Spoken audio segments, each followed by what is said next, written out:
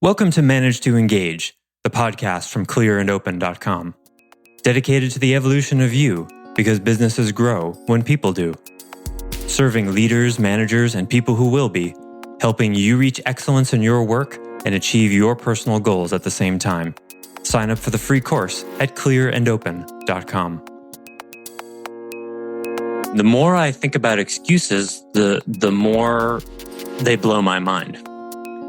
Because excuses are what's in the way of ourselves and our destiny. They're not just like little things we say to get off the hook. They're structures we use to avoid our own power. Hi, it's Joseph, and thanks for tuning in to Manage to Engage, the podcast from clearandopen.com. In the last episode, I introduced you to the Competence Paradox. This is the idea that on one level, people are always doing the best they can with what they have, the incentives, resources, and awareness that they're equipped with in that moment. However, in the next moment, that all can change. And that means your best is conditional. But our best also has an arch-nemesis, and it's a pervasive enemy that we foster and cultivate throughout our lives: excuses. So today we're going to consider how we use excuses to cripple ourselves and avoid our destiny, what a human might look like with no excuses, and how motivation or hunger can cut right through them. I offer weekly member webcasts, online courses, and mentorship at clearandopen.com because it's my truth that with the right tools, anyone can eliminate the people, money, and time problems holding them back in business. And I share parts of these webcasts and courses on this show because I want to help you too. If you're enjoying the show and learning from it, I'd love your feedback. If you're listening to the show on an Apple device, all you have to do is open the podcast app, view the full description of this episode, and click the link to leave a rating and review for the show. Thanks so much for listening. Let's start the show.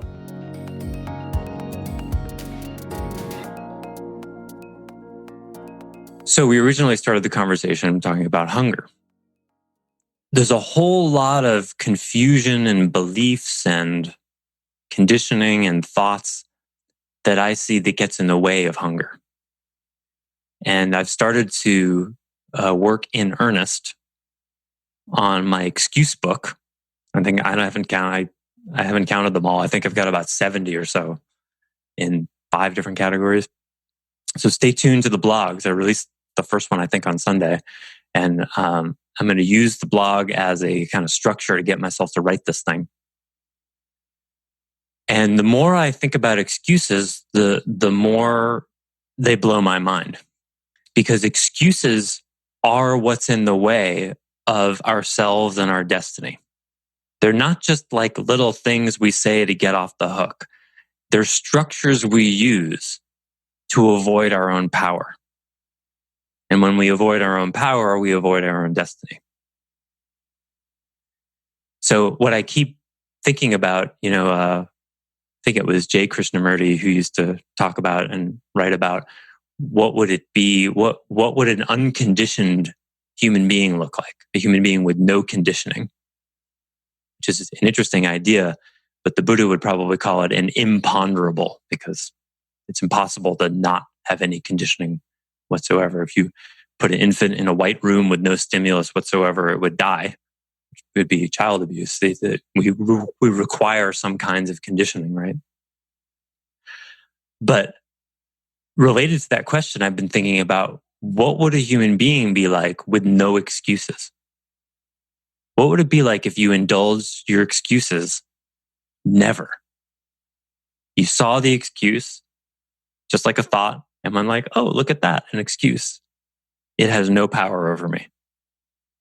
Because even when you're quite advanced, the subtle excuses, they're the hardest ones to unseat. For me, I'm pretty much immune to my excuses from like 8:30 to 6 p.m. But when I'm tired in the morning and at night, my excuses have a grip on me. And it's work. So, that's like half of my waking hours. I can live pretty excuse-free. In one way, that's great. And another way, like that's only half of my waking hours, where if I look at yesterday, I can think of 5 different moments where I indulged in an excuse. I'm too tired to exercise. And when you are tired and you make yourself exercise, isn't it true that you usually end up with more energy than you started? Right? So that's bullshit. And yet there's still many days in a month where I fall prey to that. So what would it be like to not have any excuses? Well, one of the ways in which you cut through your own excuses is with your own hunger. Because excuses are like wet blankets on hunger. And hunger is a really tricky, subtle animal. And one of the trickiest things about hunger, I think, is that whatever motivation gets us from A to B, where let's say F is the endpoint, whatever hunger, whatever motivation we have to get from A to B will not get us from A to F. We'll get from A to B, and then the booster rocket kind of expires and falls into the C. And then we go, oh, well, I got to B, but we still get all the way to F.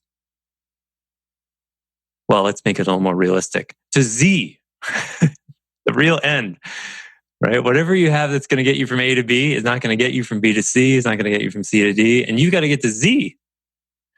So one of the things I've been working with in the realm of flow, as I define it, is in the last year, because I finally, after many years of avoiding my meditation bench, I started to really commit to meditation. I can see why a part of me avoided it for so long, because I've lost a fair amount of my personal will. The overachiever, the look mom, see what I can do kind of stuff that came from my childhood conditioning. That was a booster rocket in me that has driven me to achieve amazing things. And unconsciously, my ego mind already knew, hey, if you do this meditation stuff, you're going to lose that booster rocket because it's false. Because the look, mom, see what I can do thing is childhood conditioning. And while it's useful, that kind of conditioning doesn't take you to the end point, doesn't take you to Z. So now I'm in the peculiar situation of working fairly hard and not having any goals. I don't know why I'm doing anything anymore. It's quite disorienting because there's this space where I had a really clear vision and this was what I was going to do and it would motivate me, and that's where my hunger came from. And it's sort of been revealed as being thin soup. It just doesn't nourish me anymore.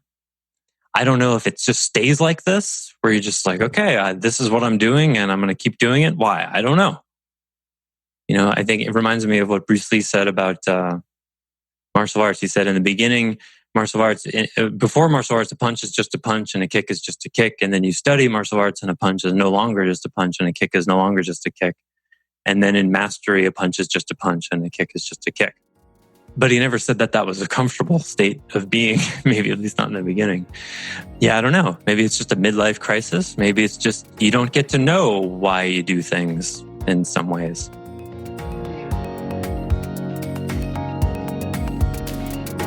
Thanks for listening to Manage to Engage, the Clear and Open podcast. Join us next week when you'll be a little bit closer to who you're destined to be. Until then, know that Clear and Open is dedicated to the evolution of you, because businesses grow when people do. If you want to help the show grow, I'd appreciate you leaving a rating and review on iTunes. All you have to do is open the Apple Podcasts app, view the full description of the episode, and click the link to leave a rating and review. Or you can go to clearandopen.com/review and it will bring you to the right place. If you're looking for more support on your journey, head over to clearandopen.com for even more tools, articles, and free resources. Thanks so much for listening. Bye for now.